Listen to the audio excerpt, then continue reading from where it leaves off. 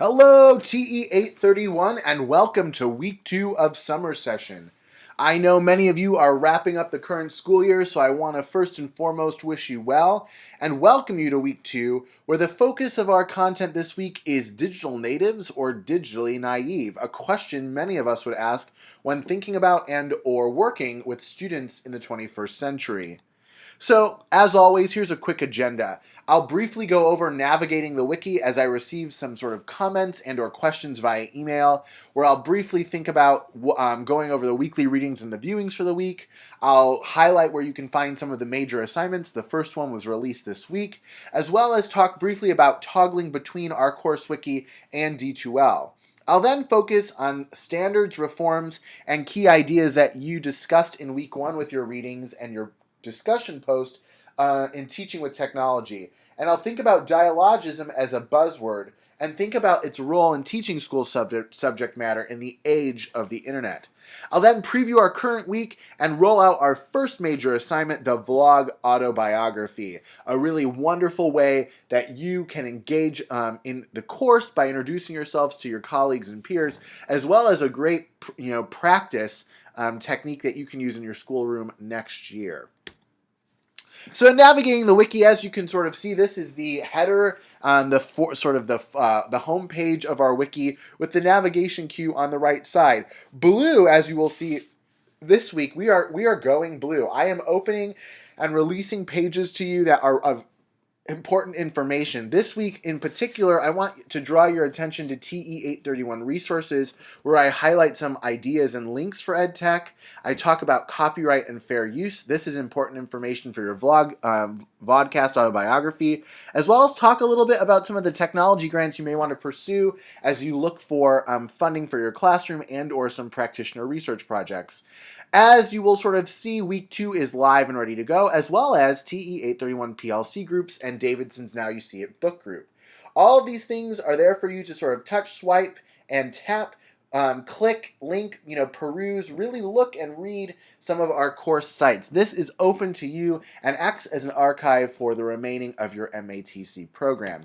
If we move ahead, you'll sort of see both the D2L navigation site on the right, where I present to you both the syllabus and course schedule, the weekly readings and resources that I cannot link to and are not open access, that are a part of the course. That's really important for you to see. This week, unfortunately, you don't need that. Maybe that's a fortunate thing. You just are going to link to the Prensky article as well as Davidson's book. But I also put up assignment sheets as well as some of the drop boxes for later assignments. If you toggle over to your left side of the screen, you'll see the navigation cue on our wiki. Please just click on the link. Some of you asked and emailed and said, hey, Wargo, can you sort of open the weeks ahead of time? This is not one of those courses where you can sort of move ahead. I really like to keep our learning together. I will release readings, that's for sure, I can do that on the D2L site, but I will not open up the course until Sunday of the week. One of the things I do want to talk to you a little bit about is thinking about where we're going. So what did we do last week? So we talked a little bit about the net standards for teachers and students, which sort of grounded us in a vision for understanding educational technology and its use and utility in the classroom space. We also began to understand some of the major sort of themes and discourses concerning EdTech, namely TPAC and SCOTE. TPAC, which is technological pedagogical content knowledge, as that's going to be sort of a center to much of the work we do in TE831.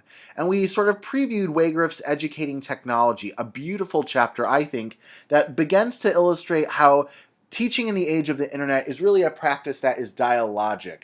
And that means it's not only sort of you as a teacher delivering information and enacting a practice to students, but really having the students enact and dialogue with you to sort of, augment your own understanding of the content that you teach.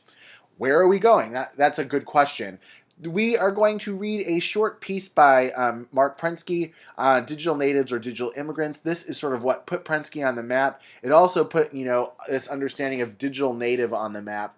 And this is important for you because one of the paradigms we'll sort of interrogate in this course is, are our students truly digital natives? Or are they like us? Are they digitally naive? Do we sort of think about, yes, they definitely know how to do some things, but they definitely don't know how to do all of the things.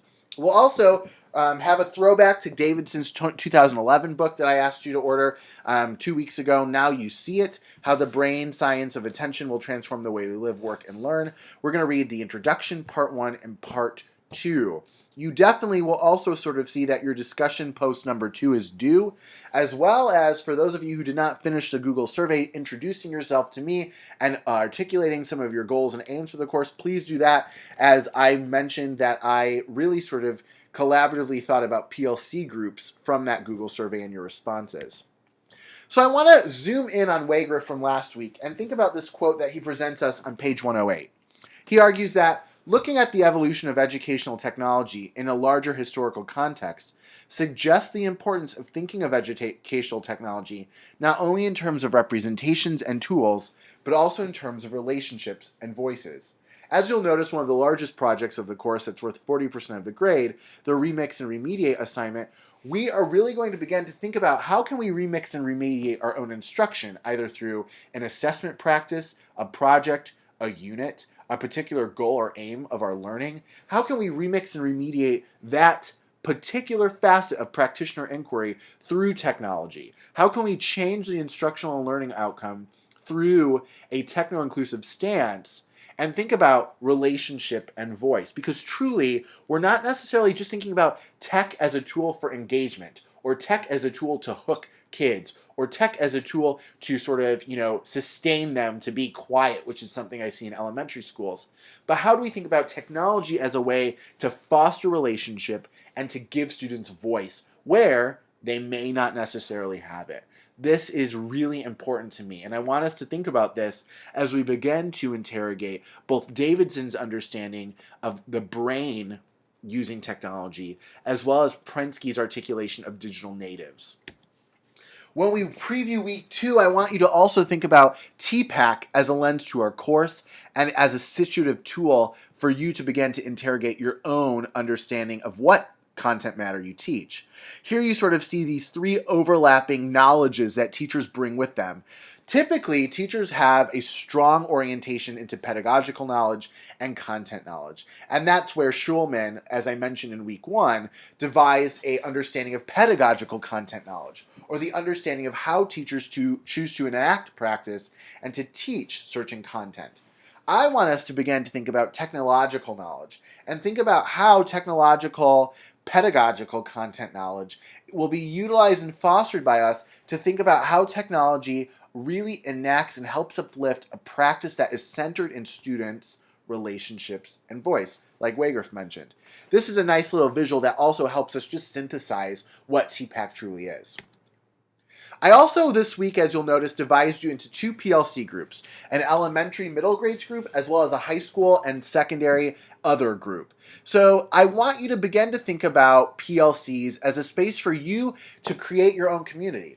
I have seen this work really well in some semesters, and I've also seen this fall flat on its face in some semesters. Some groups really are like, yes, let's meet, let's have a PLC, let's discuss, let's think about how we can sort of leverage each other for peer review, to have writing sessions, etc. And others are like, that's not my style, I'm an independent learner, that's not my thing.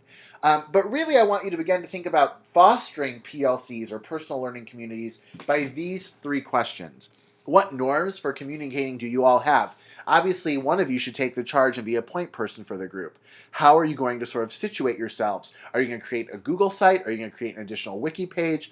Really think about, how are you going to brand this PLC for your course experience? I also want you to begin to question how you're going to leverage each other for the course. Many times, students use their PLCs as a sort of thought partner or for peer review, to look at an assignment before you turn it in. With our first assignment sort of coming out soon, you should do this. I encourage you to really sort of engage with others in a discussion.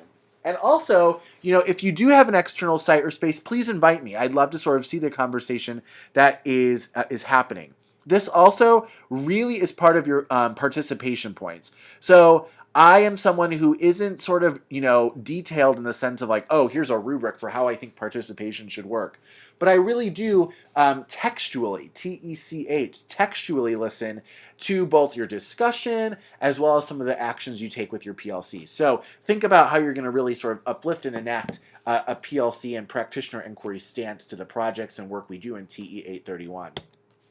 I also want to quickly sort of highlight for you the vlog autobiography. It's a vodcast autobiography that sort of asks, who are you as a techno teacher?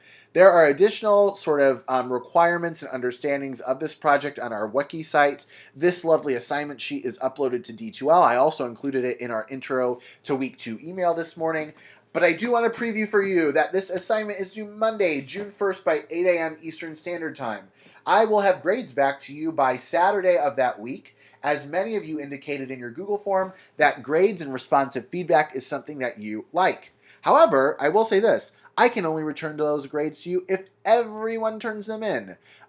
This is really important. This is also one of those assignments that really helps build community in the course, as we will be asked and required to sort of preview each other's podcast. Remember, though, that it is no more than 5 minutes in length. If you go over, yes, points will be deducted. It's really about keeping it to 4 to 5 minutes. It's about being succinct.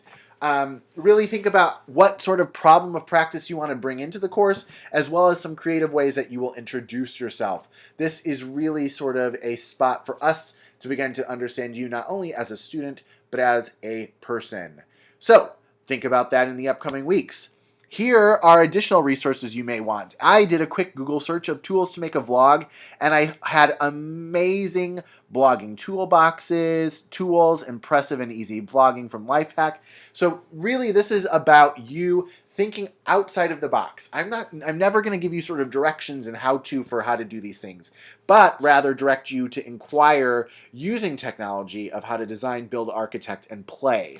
So this is a quick Google search that I did, as well as an inspiration to you to begin to play in the way that TE 831 asks and requires of you. As always, if you have any questions, please contact me at wargojohn@msu.edu. Follow me on Twitter at wargojohn as I quickly and frequently, really tweet about EdTech, mobile media, as well as some of my own questions that I'm, thinking about in terms of research and teaching. All in all, have a wonderful week. Whether you're wrapping up school and or engaging in your MATC coursework, I wish you the best. And as always, please holler at me if you have any questions. Have a great week, folks.